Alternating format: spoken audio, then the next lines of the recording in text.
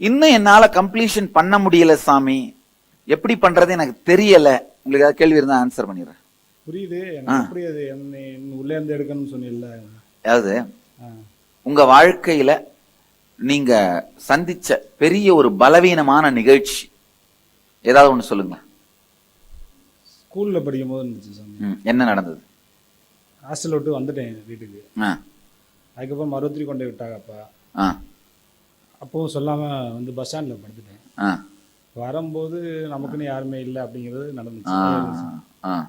Okay, நான் என்ன சொல்றேன், அந்த நிகழ்ச்சியை திரும்ப வாழும் பொழுது ஆழ்ந்த அந்த அந்த பயம், துக்கம், பரிதவிப்பு எல்லாமே நடக்கும் உங்களுக்குள்ள, இல்லையா? ஆமா ஆமா. உண்மையில பார்த்தா அந்த நிகழ்ச்சியில அந்த மாதிரி மட்டும்தான் ஹேண்டில் பண்ண முடியுமா? நீங்க அந்த மாதிரி ஹேண்டில் பண்ணது கம்ப்ளீட்டா சரியா? இல்ல சாமி, தவறுதான். அதொன்னு அப்ப ஒருவேளை தெரியாம அந்த மாதிரி ஹேண்டில் பண்ணிட்டீங்க, இன்னமும் அந்த பரிதவிப்பு உங்களுக்குள்ளேயே இருந்துட்டு இருக்கணுமா? இருக்கக்கூடாது சாமி, தேவையில்லை தானே? அதனால இந்த தெளிவா இத கம்ப்ளீட் பண்ணிடணும்ன்ற முடிவோட உட்கார்ந்து அதை ஆழ்ந்து வாழ்ந்து பாத்தீங்கன்னாலே போதுமே. அந்த பரிதவிப்பு, துக்கம் எல்லாமே கரைஞ்சு போயிடும். அது ஒன்ஸ் கரைஞ்சிச்சுன்னா திரும்ப அந்த நிகழ்ச்சியை நினைச்சா கூட அந்த பரிதவிப்பு உள்ள இருக்காது. உங்க சிந்தனையில அதே பரிதவிப்பு வராது. ஆமா, நீங்க சொன்ன மாதிரி நான் அதை மறுபடியும் யோசிச்சு பார்க்கும்போது வருது சாமி. அதான் எனக்கு ஒன்றும் புரியல. இல்ல, ஃபர்ஸ்ட் நான் என்ன சொல்றேன், கம்ப்ளீஷனை பண்ணும் பொழுது உட்கார்ந்து இப்ப அந்த மாதிரி நடந்தது, அந்த சூழ்நிலையில என்னுடைய அறிவுக்கு அந்த மாதிரி முடிவெடுத்தேன், இந்த எமோஷன்ஸ் வந்தது. அப்ப என்ன, திரும்ப அந்த எமோஷன்ஸ் வரும்.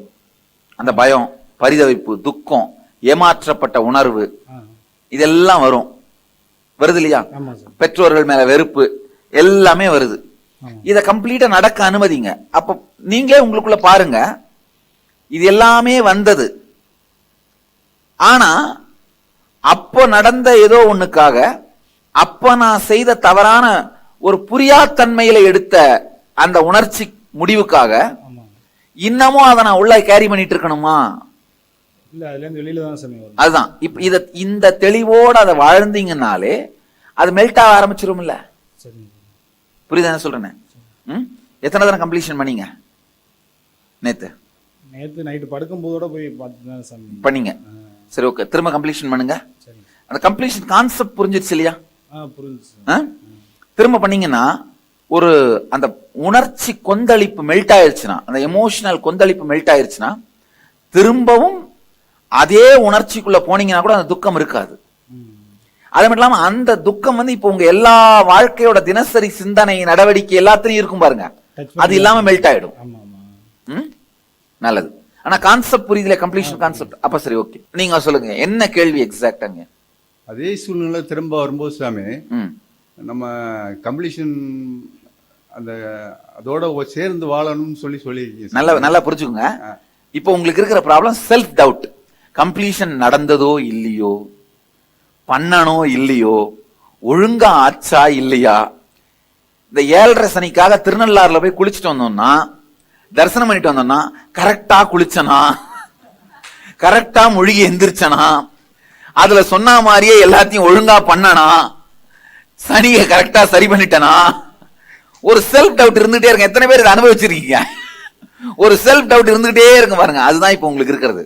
அந்த செல்ஃப் டவுட்டே ஒரு பேட்டர்ன். அதையும் கம்ப்ளீட் பண்ணுங்க. சரி சரி. செல்ஃப் டவுட் எப்போ உங்களுக்குள்ள ஆரம்பிச்சதுன்னு கண்டுபிடிங்க. எப்போ ஆரம்பிச்சிருக்கோம்? நல்ல கேளுங்க.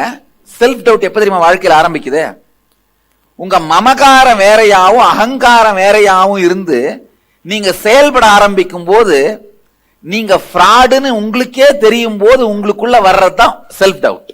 உங்க மமகாரம் பயந்தாங்குள்ளியா இருக்கு, தைரியம் இல்லாதவனா இருக்கு.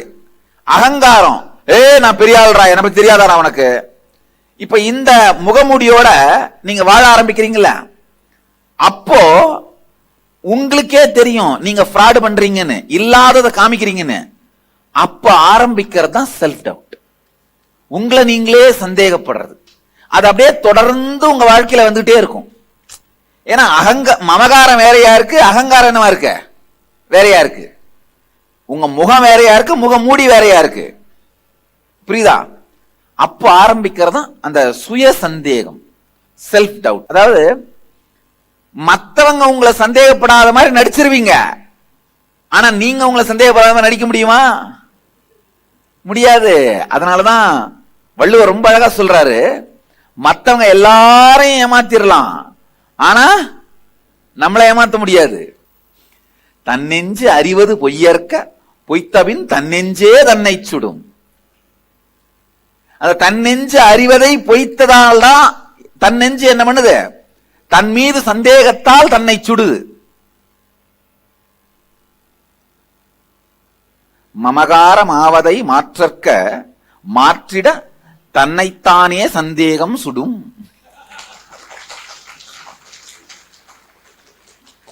அங்கதான் அந்த செல்ஃப் டவுட் ஆரம்பிக்குதுங்க. உங்களுடைய பேட்டர்ன் உங்களுக்கு கம்ப்ளீஷன் புரியுது, கம்ப்ளீஷன் பண்றீங்க, அதுக்கு மேல செல்ஃப் டவுட் உட்கார்ந்துட்டு இருக்கு. கண்ணாடி வழியா பார்க்கும்போது சாமி, கண்ணாடியில நம்ம அந்த சரௌண்டிங்ஸ் போறோம், அதுக்கு மேல அது போக மாட்டேங்குது. இல்ல, நான் என்ன சொல்றேன், இந்த செல்ஃப் டவுட் அந்த பேட்டர்ன் இருக்கு பாத்தீங்களா, அது இருக்கிறதுனால ஃபுல் கம்ப்ளீஷன் நடக்கூடாம பாத்துக்கும். செல்ஃப் டவுட்னால உருவானதுதான் இந்த ப்ராப்ளம். அதாவது இந்த ஃபர்ஸ்ட் உங்க மமகாரம் வேறையா அகங்காரம் வேறையா நீங்க நடந்துகிட்ட ஒரு நிகழ்ச்சி, அதுக்கப்புறம் வீட்டுக்கு வந்துட்டு நான் ஃப்ராடு பண்ணிட்டு வந்திருக்கேன்டா, பொய் சொல்லிட்டு வந்திருக்கேன்டா, இல்லாதத செஞ்சுட்டு வந்திருக்கேன்டா அப்படின்னு நீங்க யோசிச்சிருப்பீங்க. ஃபர்ஸ்ட் அந்த மாதிரி உங்க லைஃப்ல யோசிச்சுட்டா எந்த நிகழ்ச்சி உங்களுக்கு ஞாபகம் வருது? எங்கேயாவது ஒன்று கட்டாயமா இருக்கும். நம்ம ஒரு சமயம் எல்லாத்தையும் முடிச்சிட்டீங்களான்னு கேட்பாங்க. நான் எல்லாம் முடிச்சிட்டேன் அப்படின்னு சொல்லிட்டு வருவேன். ஆனா மனசு புரியுதா? அந்த சூழ்நிலையை போக அதை திரும்ப வாழ்ந்து அதை கம்ப்ளீட் பண்ணுங்க. அதை கம்ப்ளீட் பண்ணீங்கன்னா இந்த கம்ப்ளீஷன் பர்ஃபெக்டா பண்ண முடியும். புரியுதா?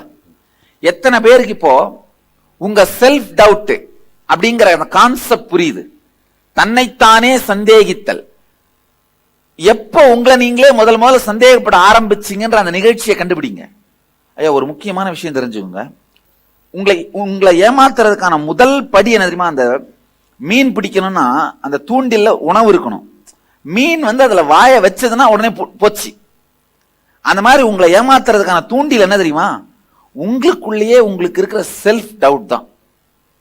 அந்த செல்ஃப் டவுட்டை கம்ப்ளீட் பண்ணிட்டீங்கன்னா உங்களை யாராலையுமே ஏமாத்த முடியாது.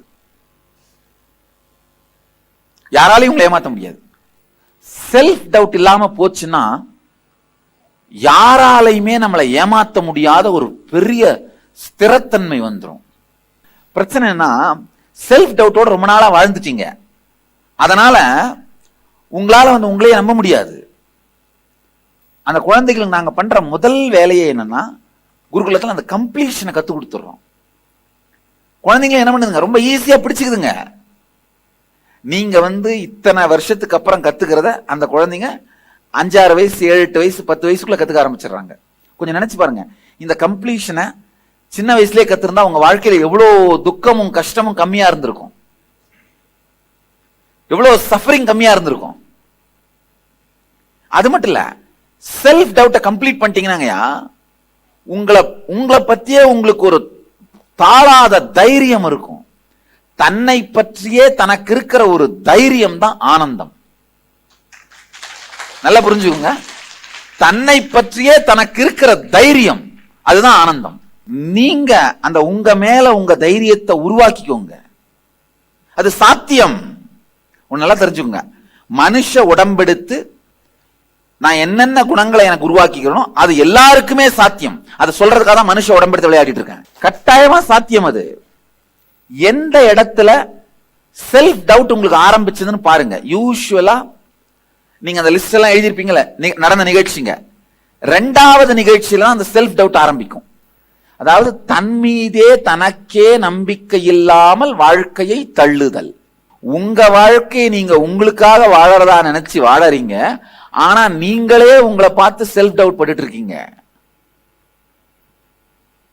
பல நேரத்துல நாம யாருக்காக தியாகம் பண்றோமோ அவங்களே என்ன பண்றாங்க? நம்முடைய வாழ்க்கையோட பாகமா இல்லாம போறாங்க. தன் மீதே தனக்கு நம்பிக்கை இல்லாததனால் ஏற்படுகின்ற அழிவுகள். உங்க வாழ்க்கையில பாத்தீங்கன்னாலும் இந்த மாதிரி நிறைய விஷயங்கள் நீங்க பண்ணிட்டு இருப்பீங்க. நமக்கு நம்ம மேலேயே இருக்கிற செல்ஃப் டவுட்டால நம்ம செய்ய வேண்டிய வேலையே நாம என்ன பண்றோம், சீரழிச்சிட்டு இருக்கோம்.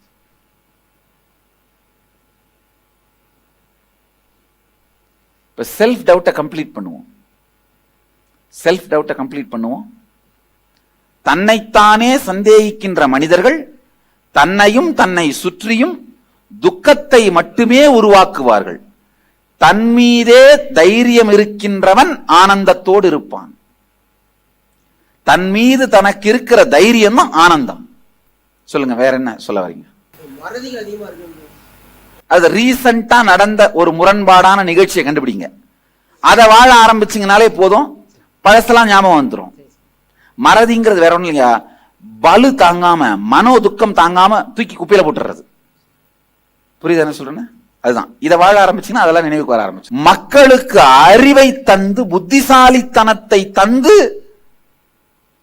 கடவுளை வழிபட வைக்கணும். பயத்தை தந்தும் பொய்களை புகட்டியும் கடவுளை வழிபட வைக்க கூடாது. இப்ப நான் என்ன சொல்றேன், உங்களுக்கு அறிவையும் கம்ப்ளீஷனையும் கொடுத்து கம்ப்ளீஷன்ல பொங்குற ஆனந்தத்தோடு கடவுளை வழிபடுங்கள். பலம் சார்ந்த பக்தி. பயத்தால கும்பிடுறது தப்பு, இன்கம்ப்ளீஷன். அது கூடாது. புரியுதா? பயத்தால கும்பிடுறது கூடாது. அதான் சொல்றேன், கம்ப்ளீஷன் இப்ப பண்ண ஆரம்பிங்க, சரியா போகும். சாமிஜி வணக்கம். எனக்கு ரூட் பட்டன் கண்டுபிடிக்க தெரியலைங்க சார். இல்ல, ஃபர்ஸ்ட் எப்ப உங்களுக்கு இப்போ உங்க வாழ்க்கையில உங்க நினைவுல இருக்கிறது, இப்ப 5 வயசுல நடந்து நினைவே இல்லைன்னா கவலைப்பட வேண்டாம். ஆனா ஒரு 15 வயசுல நடந்தது ஏதாவது நினைவுல இருக்குல்ல? எப்ப நீங்க உங்களை பவர்லெஸ்ஸா ஃபீல் பண்ணீங்க, பலவீனமா ஃபீல் பண்ணி மனசு ரீதியா பயந்து நடுங்கி வாழ்க்கையை எதிர்கொள்ள முடியாம தவிச்ச நேரம் எது, சூழ்நிலை எது? சமயம் அது நிகழ்ச்சி எல்லாம் ஞாபகம் இருக்குங்க. அப்ப நான் என்ன ஃபீல் பண்ணேன்னு எனக்கு தெரியல. அது உட்கார்ந்து ஆழ்ந்து வாழ்ந்தீங்கன்னா கண்டுபிடிச்சிட முடியும். அந்த நிகழ்ச்சியை திரும்ப திரும்ப வாழ்ந்து பாருங்க, அதுதான் கண்டுபிடிச்சிட முடியும். இப்போ அடுத்து ஒரு சில நிமிடங்கள் செல்ஃப் டவுட்டிங், அதாவது உங்களை நீங்களே சந்தேகப்பட ஆரம்பித்த அந்த சூழ்நிலைகளை எழுத ஆரம்பியுங்கள். எப்போ உங்க மேல உங்களுக்கே சந்தேகம் வர ஆரம்பிச்சது, நல்லா புரிஞ்சுக்கோங்க. அதாவது உங்க மமகாரம் உள்ள புழுத்து நாத்தடிச்சிட்டு இருக்கும். ஆனா உங்க அகங்காரம் மூலமா ஒரு 10 பேரை கன்வின்ஸ் பண்ணிடுவீங்க, ஒரு சுத்தி இருக்க 4 பேரை கன்வின்ஸ் பண்ணிடுவீங்க. பண்ணிட்டு தனியா வந்த அப்புறம் தான் என்ன பண்ணும், டேய் எல்லாரையும் ஏமாத்திட்டா. ஆனா அந்த ஆனான்னு இழுக்குது இல்லையா, அதான் செல்ஃப் டவுட். அங்கதான் செல்ஃப் டவுட் ஆரம்பிக்குது. எப்போ உங்களுக்குள்ள அந்த செல்ஃப் டவுட் ஆரம்பிச்சது அப்படிங்கிற சூழ்நிலைகளை நினைச்சு எடுத்து எழுதுங்க. இப்போ இதை ஆழ்ந்து வாழுங்க. சில நேரம் பாத்தீங்கன்னா ஏற்கனவே நீங்க எழுதின மத்த அந்த நிகழ்ச்சியும் இதுவும் ஒன்னாவே கூட இருக்கும். எத்தனை பேருக்கு அந்த மாதிரி ஒன்னா இருந்தது? அந்த மாதிரி இருந்தா கூட இது திரும்ப வாழுங்க. இந்த செல்ஃப் டவுட்டை கம்ப்ளீட் பண்றதுக்காக இன்னொரு தடவை வாழுங்க. ஒரே நிகழ்ச்சியிலேயே 3-4 பேட்டர்ன் கூட கிரியேட் ஆகும். ஒவ்வொரு பேட்டர்னை கம்ப்ளீட் பண்றதுக்கும் ஒரு தடவை வாழ்ந்தீங்கன்னா தான் அந்த பேட்டர்ன் கரையும். உதாரணத்துக்கு நீங்க ஒரு 20 வயசுல யாரையாவது ஒருத்தரை அடிச்சிடுறீங்க, அவங்க உங்களை அடிச்சிடுறாங்க.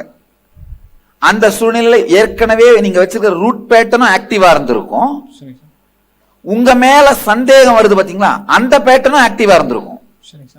ரூட் பேட்டர்னை கம்ப்ளீட் பண்ணணும் அப்படிங்கிறதுக்காக ஒரு தடவை இந்த நிகழ்ச்சியை வாழ்ந்தீங்கன்னா அந்த ரூட் பேட்டர்னுடைய தாக்கம் மட்டும்தான் அழியும். இந்த செல்ஃப் டவுட் பேட்டர்னை கம்ப்ளீட் பண்ணணுங்கிறதுக்காக உட்கார்ந்து மீண்டும் அதை வாழ்ந்தீங்கன்னா செல்ஃப் டவுட் பேட்டர்ன் அழிஞ்சிரும். வயலன்ஸா ஆக்ட் பண்ணிருப்பீங்க அந்த நேரத்துல. அந்த வயலன்ஸ் பேட்டர்ன் அழியணுன்றதுக்காக இன்னொரு தடவை வாழ்ந்தீங்க, அந்த வயலன்ஸ் பேட்டர்ன் அழிஞ்சிரும். அதனால ஒரு நிகழ்வை ஒரு 3-4 முறை வாழ்வதனால் தவறில்லை. அது சார்ந்து இருக்கிற எல்லா பேட்டர்ன்களும் கரைஞ்சு போயிடும். புரியுதுங்களா என்ன சொல்றேன்னு? பேட்டர்ன் வந்து இந்த வெங்காய தாமரை மாதிரி செடி, இந்த குளத்துல மிதக்கிற வெங்காய தாமரை பார்த்திருக்கீங்களா? அது மொத்தமா சிக்கிக்கிட்டு இருக்கும். ஒன்ன பிடிச்சு இழுத்தீங்கனாலே என்ன பண்ணும், மொத்தமா வரும். அந்த மாதிரி இந்த பேட்டர்னை ரீலீவ் பண்ணீங்கனாலே ஒரு 4-5 விதத்துல ரீலீவ் பண்ணீங்கன்னா கூட என்னவாகும்? திரும்பி வந்து கரைய ஆரம்பிச்சிடும். சரிங்க சார். அதனால இப்ப இந்த செல்ஃப் டவுட்டை கம்ப்ளீட் பண்றதுக்காக கம்ப்ளீட்டா திரும்ப கம்ப்ளீட் பண்ணுங்க. ஒரு மண்ணு வளமா இருந்தா விதை முளைக்கும். மண்ணே எரிஞ்சு போய் வறுத்து செங்கல் சூளை மாதிரி சுட்டுட்டா அதுல விதை விளையுமா? உங்களுடைய உணர்வு ரூட் பேட்டர்ன் வளர்றதுக்கு சாதகமா இருக்கிறதால தான் ரூட் பேட்டர்ன் வளருது. உங்க உணர்வையே பழுக்க வச்சுட்டோம்னா, கம்ப்ளீட் பண்ணிட்டோம்னா ரூட் பேட்டர்ன் வளராது. நீங்க அதிக கஷ்டப்படுற 2 பேட்டர்ன் தான். ஒன்னு பயம், இன்னொன்னு ஆசை, காமம். இதுதான் இல்லையா? ஒரு நல்ல விஷயம் என்னன்னா, காமம் வந்து ரூட் பேட்டர்னா இருக்க முடியவே முடியாது. ஏன்னா ரூட் பேட்டர்ன் வந்து எத்தனை வயசுக்குள்ள ஆரம்பிச்சாகணும்? காமம் எப்பதான் ஆரம்பிச்சாகும்? 7 வயசுக்கு அப்புறம் தான். நல்ல வேலை இன்னும் அந்த வயசு குறையல. முதல்ல 18, 16 இருந்தது, மெதுவா 14 இறங்கி வந்தது, இப்ப 12 இறங்கி வந்திருக்கு. ஆனா 7 அளவுக்கு இறங்கி வரல. ஒரு நல்ல விஷயம் என்னன்னா, காமம் வந்து ரூட் பேட்டர்னா இருக்க வாய்ப்பே இல்லை. அப்ப ரூட் பேட்டர்னா இருந்து நம்ம துக்கங்கள் எல்லாத்துக்கும் அடித்தளமா இருக்கிற உணர்வு என்னதான்? பயமும் பயம் சார்ந்த உணர்வுகளும், ஆங்ஸைட்டி, பரிதவிப்பு. இப்ப ராத்திரி வீட்டுக்காரர் டைமுக்கு வரல அப்படின்னா அப்ப இருக்கிற உணர்வுக்கு பயம்ங்கிறது சரியான வார்த்தை இல்ல, பரிதவிப்பு, ஆங்ஸைட்டி. அந்த நேரத்தில் செல்போன் அடிச்சுதுன்னா என்ன ஆகும்? அதுவும் அவர் நம்பரா இல்லாம அவர் ஃப்ரெண்டு நம்பரா இருந்தா என்ன ஆகும்? போச்சு, ஒரு ஹார்ட் அட்டாக் போய் திரும்ப வந்துருவோம். அதனால பயம் சார்ந்த உணர்வுகளும், இந்த பயமும் பயம் சார்ந்த உணர்வுகளும் தான் அடிப்படையா ரூட் பேட்டர்ன் வளர்றதுக்கான வளமான பூமியா இருக்கு. ஒரு சேறு தேங்கின குட்டையில தான் என்ன ஆகும்? பாசி வளரும், கொசு முட்டையிடும், பன்னி பிறண்டு கிடக்கும், நாய் பிறண்டு கிடக்கும். எல்லாமே ஒரு தண்ணி தேங்கி இருக்கிற குட்டை இருந்தாலும் அதுல இருந்து தான் ஆரம்பிக்கும். அந்த மாதிரி பயமும் பயம் சார்ந்த உணர்வுகளும் படிஞ்சு போன கான்சியஸ்னஸ்ல தான், உணர்வுல தான் ரூட் பேட்டர்ன் வளர ஆரம்பிக்கும். புரியுதுங்களா? அந்த குட்டையே தேங்க விடாம பண்ணிட்டோம், ரூட் பேட்டர்ன் வருமா? வராது. இப்ப இன்னைக்கு ரூட் பேட்டர்ன் வளர்றதுக்கான சாத்தியம் எப்படி எதுல வருதோ அதோட எல்லாத்தோடையும் கம்ப்ளீட் பண்ணிடுறோம். அதையெல்லாம் கம்ப்ளீட் பண்ணிடலாம். அடிப்படையா பயம் உண்மையிலே எங்க இருந்து தெரியுமா ஆரம்பிக்குது? பிறப்புலயே ஆரம்பிச்சிருது. ஏன்னா பிறந்த உடனே மரண பயம் ஆரம்பிச்சிருது. பிறந்த உடனேயே உங்களுக்கு இப்போ ஒண்ணு புதுசா வந்துருச்சு. என்னது? உயிர். ஏதாவது வந்தாலே அது போயிருமோன்ற பயம் வந்துடும்.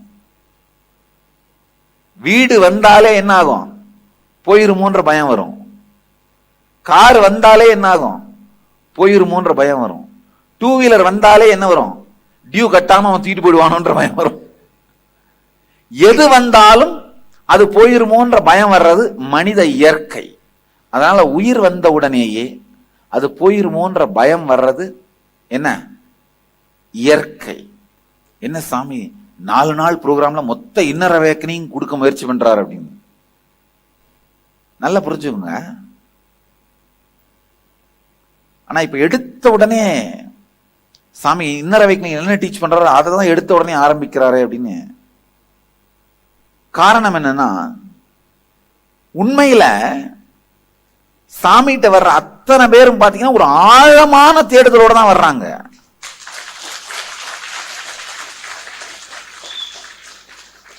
அது மட்டும் இல்லாம தொடர்ந்து சத்சங்கங்களை மக்கள் கேட்கறதுனால, சத்சங்கம் கேட்டுட்டு வர்றவங்க எல்லாருமே என்ன பண்றாங்க?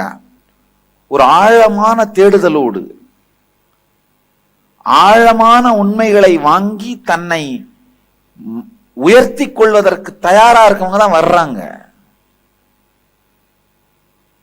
நம்ம சங்கம் பாத்தீங்கன்னா நம்பர் வேணா கம்மியா இருக்கலாம், ஆனா சரியான ஆழமான பக்தர்களா இருப்பாங்க. அவங்க எந்த ஊர் ஒரே ஒரு 4 நாள் தான் ப்ரோக்ராம் பண்ணிட்டு போயிருப்பாங்க, ஆனா அந்த எந்த ஊர்ல இருந்தாலும் சாமியோடய வாழ்ந்துட்டு இருப்பாங்க. அந்த உணர்வுல காலையில எந்திரிச்சதும் சாமி தான், பல் விளக்கும் பொழுதும் சாமி தான், சாப்பிடும் பொழுதும் சாமி தான், தூங்க போற வரைக்கும் என்ன சாமி மட்டும் இல்ல, சாமியோட வார்த்தைகள், அந்த சத்தியங்கள்.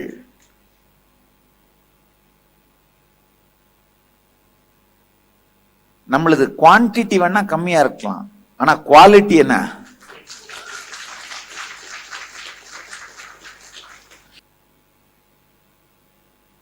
மக்களுடைய எதிர்பார்ப்பும் ரொம்ப அதிகமா இருக்கு. எனக்குமே ரொம்ப ஆழமான சத்தியங்களை நேரடியா மக்களுக்கு கொடுக்கணும் தான் விரும்புறேன். எந்த அளவுக்கு உள்வாங்குவார்கள், எந்த அளவுக்கு அனுபவமாக மாற்றிக் கொள்வார்கள், அதை எப்படி தயார் பண்ணிட்டு கொடுக்கறதுன்னு மட்டும்தான் வெயிட் பண்ணிட்டு இருக்கேன். அதாவது பிறப்பால நம்ம எல்லாருக்கும் ஒரு டிஎன்ஏ லேயர் தான் அவேக்கன் ஆகும். நம்ம எல்லாருக்குள்ளயும் 12 டிஎன்ஏ லேயர் இருக்கு. பிறப்பால ஒண்ணு மலரும், பிசிக்கலா மெச்சூர்ட் ஆனீங்கன்னா அப்போ இன்னொன்னு மலரும், அவ்வளவுதான். பிசிக்கலா மெச்சூர்ட் ஆகிறதா உங்களுக்கு புரியுதுன்னு நினைக்கிறேன். பெண்கள் அந்த பூ பெய்துதல்னு சொல்றது, ஆண்கள் ஒரு தந்தையாவது தயாராயிடும் போது 2 டிஎன்ஏ லேயர் தான் நார்மலா எல்லா மனிதர்களுக்கும் மலரும். ஆனா சாமி வந்து சயின்டிபிக்கா ப்ரூஃப் பண்ணியிருக்கேன். இந்த இன்னர் அவேக்கனிங்ல 4 டிஎன்ஏ லேயர் அவேக்கன் பண்ணி, அதாவது வர்றவங்க 2ஓட வந்தாங்கன்னா நீங்க எல்லாருமே 2ஓட தான் இருப்பீங்க. 4 அவேக்கன் பண்ணி 6 டிஎன்ஏ லேயரோட அனுப்பியிருக்கேன். இது வந்து என்ன சொல்றது, ஒரு 3 பேட்சை ரிசர்ச் பண்ணோம். 100% அத்தனை பார்ட்டிசிபென்ட்டுக்குமே இது நடந்திருக்கு. இந்த டிஎன்ஏ லேயர் அவேக்கன் ஆகிறது என்ன ஆகும்னா, உங்களுடைய அறிவு கூர்மையாகவும் வாழ்க்கையில எதிர்பாராத சூழ்நிலை வரும்போது எதிர்கொள்ற சக்தியாகவும், வாழ்க்கையை இன்ட்யூஷனோட கணித்து ஒரு தொலைநோக்கு பார்வையோட கணித்து செலுத்துகிற திறனாகவும், குறிக்கோளை சார்ந்து சிந்தித்து செயல்படுகிற சக்தியாகவும் இந்த மாதிரிலாம் அது வெளிப்பட ஆரம்பிக்கும். ஹெல்த் இந்த மாதிரி வெளிப்பட ஆரம்பிக்குது. நல்லா புரிஞ்சுக்கோங்க. இன்னர் அவேக்கனிங்ல 4 டிஎன்ஏ லேயர் அவேக்கன் பண்றாங்க 21 நாள்ல. இந்த 8 மணி நேரம் ப்ராசஸ் வந்து கம்ப்ளீட்டா உங்களுக்கு ஒரு டிஎன்ஏ லேயர் அவேக்கன் பண்ணிடும். ஒரு ஃபுல் லேயர் டிஎன்ஏ உங்களுக்குள்ள அவேக்கன் ஆயிடுது. அதாவது இந்த மறுபிறப்புக்கு சமம். 21 நாள் நடக்க வேண்டியதுல 4ல் 1 பங்கு இந்த ஒரே ஒரு செஷன்ல நடந்துரும். தயவு செஞ்சு சின்சியரா அட்டெண்ட் பண்ணுங்க. இந்த மைட்டோகாண்ட்ரியா செல் எனர்ஜின்னு சொல்லுவோம். அப்படின்னா இந்த குண்டலினி சக்தியை சயின்டிபிக்கா மெஷர் பண்றதுக்கு இப்ப மெத்தட்ஸ் இருக்கு. நாம சான்ஸ்கிரிட்ல குண்டலினி சக்தின்னு சொல்றோம், இங்கிலீஷ்ல சயின்ஸ்ல அலோபதியில மைட்டோகாண்ட்ரியா செல் எனர்ஜின்னு சொல்லுவாங்க. அந்த மைட்டோகாண்ட்ரியா செல் எனர்ஜி நார்மலா ஒரு நபருக்கு 100% இருந்தா ஹெல்தியா இருப்பீங்க. நார்மலா 100 யூனிட் இருக்கும். 60 யூனிட்டுக்கு குறைஞ்சதுன்னா இந்த ஓல்டேஜ் வியாதிகள், ஹார்ட் ப்ராப்ளம், கேன்சர் இதெல்லாம் வர ஆரம்பிக்கும். நம்ம இப்ப இருக்கிற எல்லா மெடிசனுமே, கீமோதெரபி எல்லா மெடிசனுமே 40 யூனிட் தான் அந்த மைட்டோகாண்ட்ரியா செல் எனர்ஜி அதிகமாக்கும். அதனாலதான் எல்லா கேன்சரும் கியூர் ஆகிறது இல்லை, எல்லா ஹார்ட் ப்ராப்ளமும் கியூர் ஆயிடுறது இல்லை. ஆனா இன்னர் அவேக்கனிங் ப்ரூஃப் பண்ணியிருக்கோம், எல்லா 100% பார்ட்டிசிபென்ட்ஸுக்கும் 1300% அந்த மைட்டோகாண்ட்ரியா செல் எனர்ஜி அதிகமாக இருக்கின்றத. இந்த ஒரே ஒரு ப்ராசஸ், இந்த டெத் ப்ராசஸ் மட்டுமே 400% அந்த மைட்டோகாண்ட்ரியா எனர்ஜியை ரைஸ் பண்ணிடும். 400%. அதனால ஆழ்ந்து புரிஞ்சுக்கோங்க. உங்க சக்திய தடை செய்யற ரூட் பேட்டர்ன், அந்த ரூட் பேட்டர்ன் வளர்றதுக்கான நிலைமை என்ன? பயமும் பயம் சார்ந்த உணர்வுகளும். அடிப்படையா மரண பயம்தான். மரண பயம்தான் என்ன, வேற வேற பயமா வெளிப்படும். பணம், சொத்து இதெல்லாம் எழுந்துருவோமோன்ற பயம். நம்முடைய ஐடென்டிட்டினா நீங்க யாருன்னு மற்றவங்களுக்கு எல்லாம் காட்டிட்டு வரீங்க ஒரு முகமுடி, அந்த முகமுடியை இழந்துருவோமோன்னு பயம். நம்மளை எல்லாம் இப்பதான் மதிச்சுட்டே வராங்க, அந்த மரியாதைலாம் போயிருமோ, அந்த பயம்.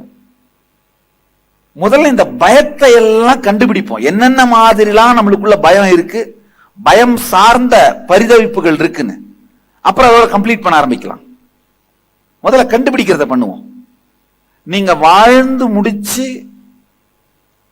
அதை கம்ப்ளீஷன் பண்ணிட்டு எழுதினாலும் பரவாயில்ல, எது உங்களுக்கு வசதியோ அப்படி செய்யுங்க. ஆனா ரெண்டையும் எல்லாரும் பண்ணி ஆகணும். நீங்க குழந்தையா இருந்தப்போ உங்க அம்மா உங்களை பார்த்து நீ மோசமானவன், கெட்ட பையன் அப்படின்னு சொல்லியிருக்கலாம். அதுல கூட முதல் பயம் ஆரம்பிச்சிருக்கும். இரண்டாவது, என் உடல் நலத்தை இழந்து விடுவேனோ, என் மனம் பாதிப்புக்குள்ளாகி விடுமோ, அல்லது ஏதாவது விபத்து நிகழ்ந்து விடுமோ என்று உங்களை பயப்பட வைத்த நிகழ்வுகள் அனைத்தையும் நினைவுபடுத்தி எழுதுங்கள். அந்த நிகழ்வுகளின் போது நீங்கள் உங்களுக்குள் போட்டுக்கொண்ட முடிச்சுகளை துல்லியமாக கண்டுபிடித்து எழுதுங்கள். முடிச்சுகள் என்னென்ன சிந்தனைகளை நீங்களே உருவாக்கிக்கிட்டீங்க. மூணாவது, நீங்கள் அன்பு செலுத்தும் நபர்களை இழந்து விடுவீர்களோ அல்லது அவர்களது அன்பையே இழந்து விடுவீர்களோ என்று பயப்பட வைத்த நிகழ்வுகளை நினைவுபடுத்தி எழுதுங்கள்.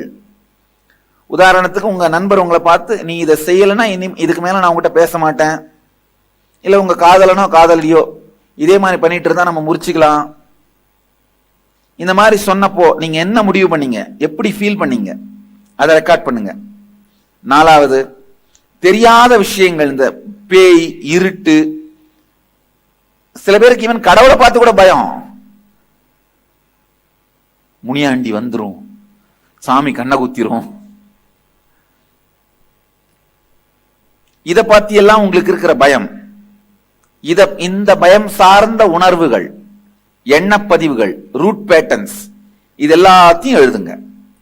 உங்க நேரடியா அனுபவம் மட்டும் இல்லாம மத்தவங்க இத பார்த்து பயந்தப்ப நீங்க பார்த்திருந்தா கூட பயம் வரும். ஒண்ணு இல்ல, நீங்க பேய் படம் பார்க்க வேண்டாம், பேய் படம் பார்த்துட்டு உங்க தங்கச்சி பயந்துருந்தா அதை பார்த்து கூட உங்களுக்கு பயம் வந்துடும். எத்தனை பேர் இதை அனுபவிச்சிருக்கீங்க? அதுதான், பேய் படம் பார்த்துட்டு உங்க பக்கத்து வீட்டமா கத்துறத பார்த்தா நீங்க என்ன பண்ணுவீங்க, பயந்துருவீங்க. திடீர்னு உங்களுக்கு தூக்கி போடுதுன்னு சொல்றீங்க இல்லையா? என்ன ஒரு உதாரணம் சொன்னா, லிப்ட்ல போகும்போது திடீர்னு லிப்ட் நின்று போச்சுன்னா என்ன ஆகும்? உங்க ஆர்ட் நின்று போயிடும். இல்ல நைட்டு 2 மணிக்கு திடீர்னு செல்போன் அடிச்சா என்ன ஆகும்? ஐயோ என்ன ஆச்சோ, யாருக்கு என்ன ஆச்சோ அடிக்கும் பாத்தீங்களா? அதுதான், திடீர்னு உங்க பாஸ் முதலாளி கூப்பிட்டாருன்னா என்ன ஆகும்? எல்லாம் ஒழுங்காத்தானே போயிட்டு இருந்துச்சு.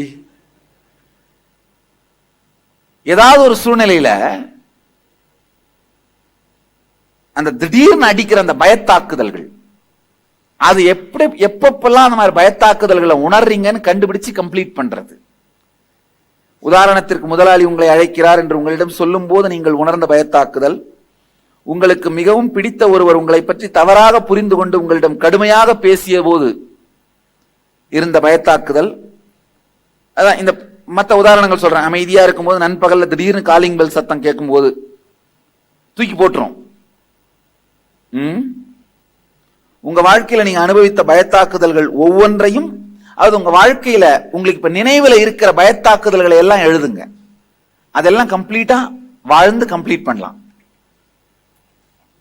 ஆரம்பிங்க. முதல் பயிற்சி முடிச்சிட்டவங்க ரெண்டாவது எழுதுங்க. முதல்ல முடிக்காதவங்க முடிச்சிட்டு ரெண்டாவது எழுதுங்க. அதாவது மரணம் பத்தி நாம கேள்விப்பட்ட கருத்துக்கள், பயங்கள்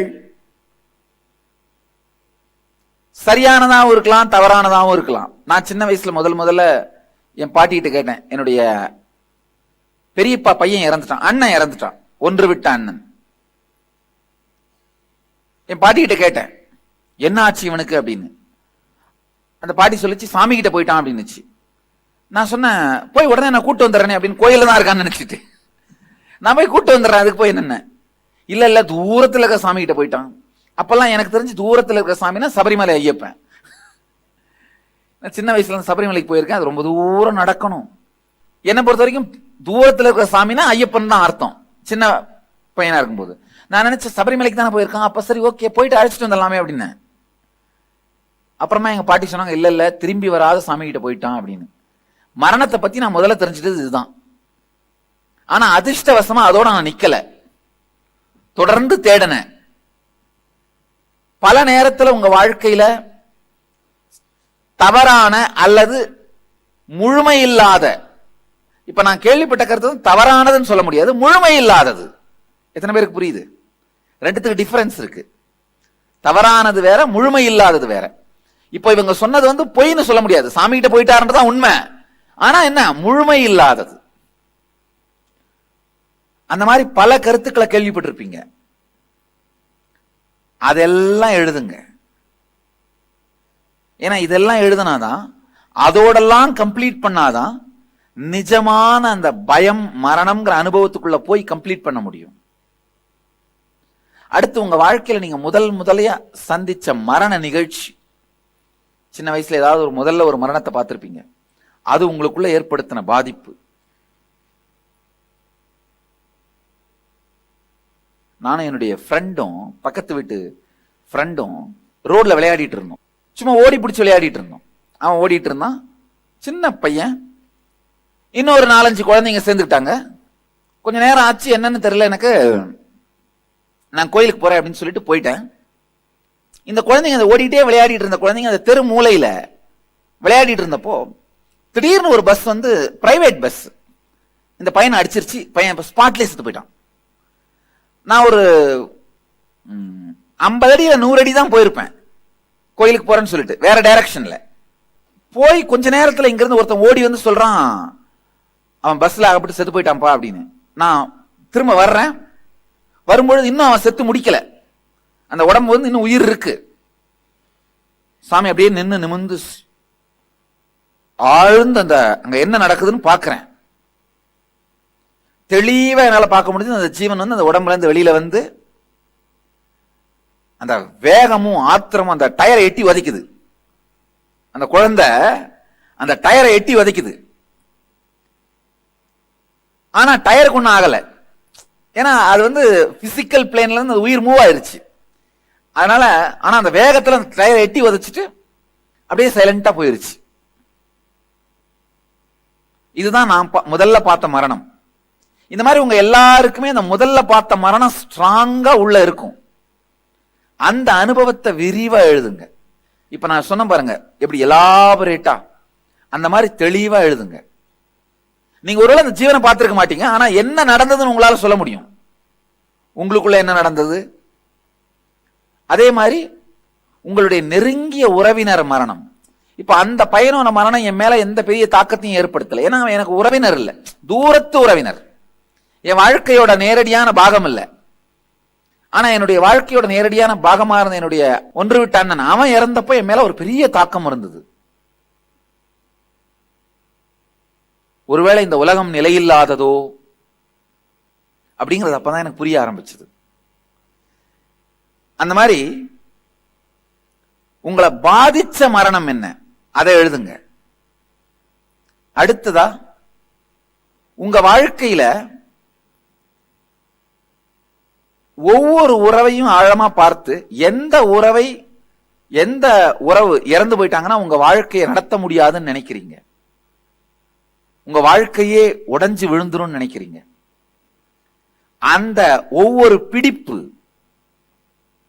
அதை ஒவ்வொன்றுத்தையும் தெளிவா எழுதுங்க. ஏன்னா அதோடெல்லாம் கம்ப்ளீட் பண்ணி ஆகணும். அப்ப மட்டும்தான் உண்மையான உங்களுடைய மரண பயத்தை கம்ப்ளீட் பண்ண முடியும். ஆழமா தெரிஞ்சுக்கோங்க. இப்ப நீங்க உடல் ரீதியா சாக போறதில்ல, ஆனா உணர்வு ரீதியா செத்துதான் புதுசா பிறக்க போறீங்க. உணர்வு ரீதியா செத்தாதான் புது வாழ்க்கை மலரும். உடல் ரீதியா சாக போறதில்ல, கவலைப்படாதீங்க. ஆனா உணர்வு ரீதியா செத்தாதான் புது வாழ்க்கை மலர்றதுக்கான வாய்ப்பு. அந்த மரணம் நடக்கும் பொழுது உங்களுடைய கான்சியஸ்னஸ், உணர்வு எங்க போயிட்டு வருமோ அதே நிலைக்குள்ள உங்களை எடுத்துட்டு போய் வெளியில எடுத்துட்டு வர போற. உடல் உயிரோட தான் இருக்கும், ஆனா உங்க உணர்வு மரணத்தை பார்த்து விட்டு வரும். அப்ப என்ன ஆகும்னா புது பிறவியா மாறிடும்.